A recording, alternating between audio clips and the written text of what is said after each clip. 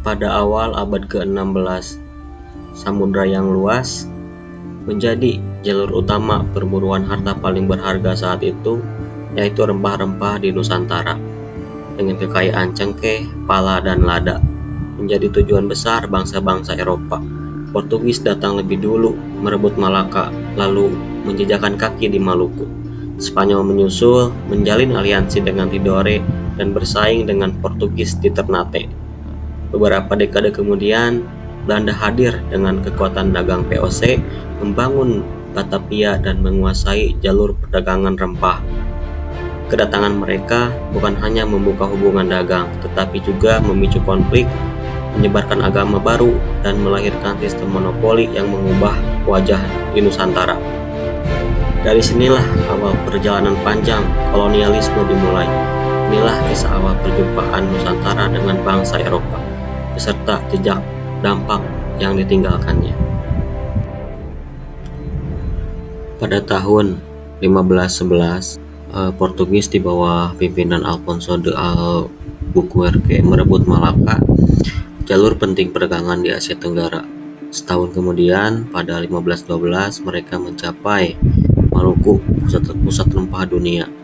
Portugis membangun benteng di Ternate dan menjalin aliansi dengan sultan setempat.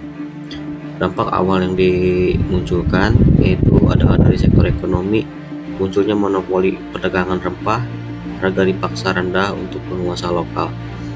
Kedua yaitu di sektor politik, konflik antara Ternate, sekutu Portugis, dan Tidore semakin tajam. Yang ketiga yaitu dari sektor budaya,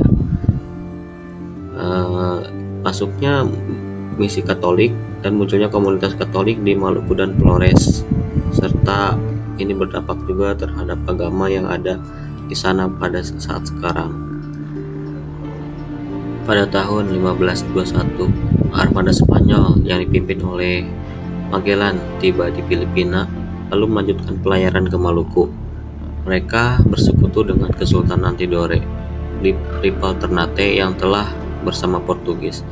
Persaingan dari dua kekuatan Katolik Eropa pun memanas di konflik lokal. Dampak awal yang dirasakan oleh masyarakat yaitu dari sistem politik yang dimana rivalitas Portugis Spanyol memperuncing konflik antar sultan di Maluku. Yang kedua yaitu dari sektor ekonomi, perdagangan rempah semakin terhubung dengan pasar global, harga rempah yang kian melonjak. Yang ketiga itu dari diplomasi, perjanjian antara Zaragoza pada tahun 1529 menegaskan Maluku di bawah Portugis, sementara Spanyol mundur ke Filipina. Selanjutnya, Belanda datang pada tahun 1596. Rombongan Belanda yang dipimpin oleh Cornelis de Houtman tiba di Banten. 6 tahun kemudian, pada tahun 1602, Belanda membentuk VOC, yaitu kongsi dagang yang memiliki hak istimewa, mencetak uang, membuat perjanjian, bahkan berperang. VOC segera mengambil alih perdagangan rempah dari Portugis, dan dampak awal yang dirasakan oleh masyarakat yaitu dalam bidang ekonomi, di mana monopoli ketat VOC atas rempah membuat rakyat menderita, dan sistem tanam paksa lokal yang mulai dikenalkannya.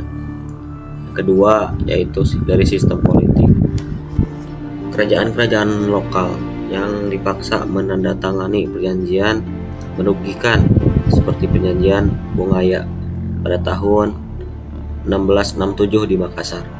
Dan yang ketiga yaitu infrastruktur dan sosial, pendirian Batavia pada tahun 1619 sebagai pusat kekuasaan kolonial Belanda.